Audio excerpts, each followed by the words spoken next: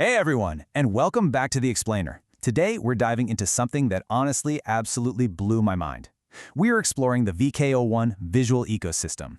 Now, this isn't just your standard run-of-the-mill standalone app. It's this incredibly expansive, interconnected loop. It literally takes a creative spark, a visual idea from a simple, free web browser, blasts it onto a live stage, and then drops it seamlessly right into your studio post-production timeline. It's wild. Let's trace exactly how all of this connects. So picture this. You're a solo performer, maybe a DJ or an electronic artist. You are right there behind the decks, the crowd is totally hyped, but there's a catch. You don't have a dedicated VJ. You barely have a free hand to tweak a filter on your synth, let alone sit there triggering video clips on some massive, complex laptop rig, right? It's stressful. But what if your visuals could just run themselves? What if you had this completely hands-free, autonomous visual jockey running right off an iPad, staying perfectly locked to your beat? Well, that is the exact dilemma this entire ecosystem is designed to solve. All right, so let's actually break down what this means. The VKO1 ecosystem is essentially a suite that connects web browsers, iOS, Mac, artificial intelligence, and After Effects. The real secret sauce making all of this talk to each other is what they call a unified shader engine. You can think of it kind of like a universal translator. A visual you build on a free web page speaks the exact same language as the AI that's manipulating it on stage and the After Effects plugin rendering it out in your studio. It is a completely frictionless pipeline. To see exactly how this flows, we're going to trace a single visual asset right through this loop today. Here's our roadmap. 1. Patching in the browser. 2. The live visual instrument. 3. Enter the 3D environment. 4. AI Copilot with Claude. And 5. Shaders in After Effects. Let's get into it. Kicking things off with Section 1, Patching in the Browser, the catalyst for creation. Now this step right here, this is arguably the most important part of the entire workflow, simply because it completely demolishes the barrier to entry. I'm serious, there is zero installation required. None. You literally just open Chrome, Safari, Firefox, whatever you use, and you immediately access a full-blown node graph powered by WebGL, which, if you don't know, is basically a way to run intense 3D graphics natively in a web page. You drag, you drop, you build your visual, and when you love what you see, you just hit export and get a .voco file. That is it. Free, fast, and runs anywhere. And don't let the web part fool you. This isn't some stripped-down demo. You're getting over 40 generators and 30 modifiers right out of the gate. You can build these massive, complex visual chains using LFOs, which are essentially automatic rhythmic modulators. And you can even route your live microphone directly into the browser. Like you can literally watch the visuals react to your voice in real time. But here is why this free editor is an absolute game changer. It perfectly closes the workflow loop. The VKO files you make here don't just go to the live performance app or After Effects. They're also fully compatible with an upcoming wavetable AUV3 synth called Mesa. Mesa actually uses these exact same shaders from this editor to generate its sounds.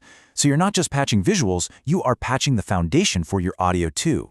Moving right along to Section 2, the live visual instrument, your autonomous VJ.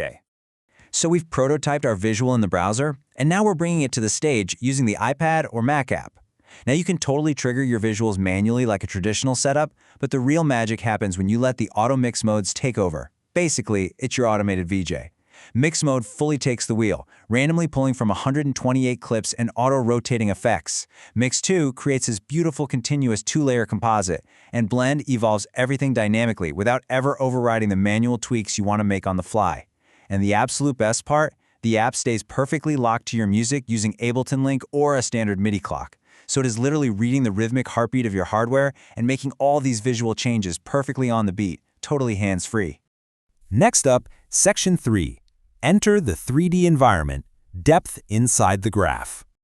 Okay, so the massive 1.22 update just completely shattered the flat 2D barrier. We are no longer confined to just flat screens. Now you can generate fully audio-reactive 3D shapes or, and this is huge, you can import your own custom 3D models. We're talking standard formats like USDZ or OBJ right into the app. And the interaction is so intuitive, you literally drag your finger across the screen to orbit the 3D space. Because everything is an ecosystem, you can actually set it up so your kick drum distorts a 3D model, you orbit the camera around it with your finger, and then you feed that entire 3D render through your existing 2D glitch effects. It is seamless. And just to put into perspective how much of a technical leap this is, previously the custom shaders were strictly 2D.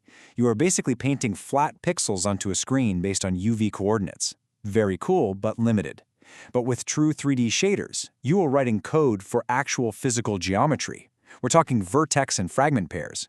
You get proper world space lighting, real depth buffering, and a shared camera. You aren't just drawing a picture anymore, you're illuminating a literal virtual world. Which brings us to Section 4, AI Copilot with Claude, the automation assistant. Now, you might be wondering where AI fits into all this. Well, this is the wild card of the ecosystem. You aren't just clicking buttons, you are literally conversing with an AI agent.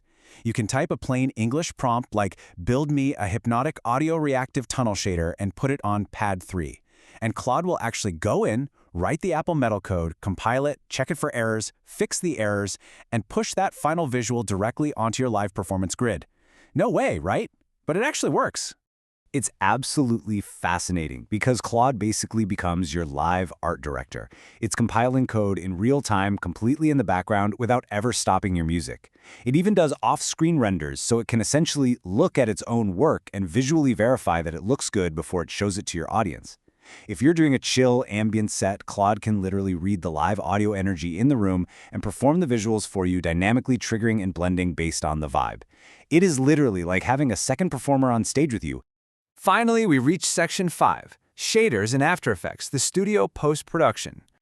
And this is where the entire loop beautifully closes. This whole system operates on a very strict write once, run anywhere philosophy. If you design a custom visual, you write it in plain GLSL, which is just standard text code. That exact same text file can then be dropped straight into Adobe After Effects. The VKO plugin instantly translates your code under the hood so it runs flawlessly on either a Mac or a Windows PC. The same exact visual you rocked at an iPad gig last night now runs natively inside your studio editing suite today. And let me tell you, this After Effects plugin is an absolute beast. It comes with 60 built-in shaders that render live directly on your GPU, so it is super fast.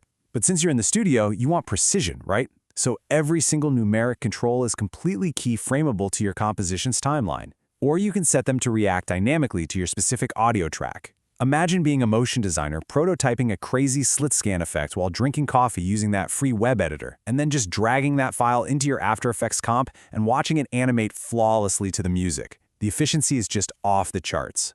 So taking a step back and looking at the complete picture here, the real beauty is the sheer consistency. We started with incredibly fast free prototyping in the web editor. We took those ideas straight to the LiveStage app. We brought in Claude AI as our live art director, and then we polished it all in After Effects for post-production. Oh, and you can't forget that AUV3 player on the bottom right there. That integration is what allows these exact same visual shader files to run inside audio DAWs like Logic Pro. And like we talked about earlier, with the upcoming Mesa synth, those shaders are actually going to be making wavetable sounds. It's a completely unified creative universe. Ultimately, it all really just boils down to removing the friction between your brain and the screen. When you don't have to constantly rebuild your assets from scratch for every single platform, when your ideas can flow seamlessly from a random web browser into the hands of an AI onto a live stage and render directly into your studio timeline or your synth, the only limitation left is your own imagination. So, what will you create next? Think about it. Thanks so much for exploring this massive ecosystem with me today, and I'll catch you in the next explainer.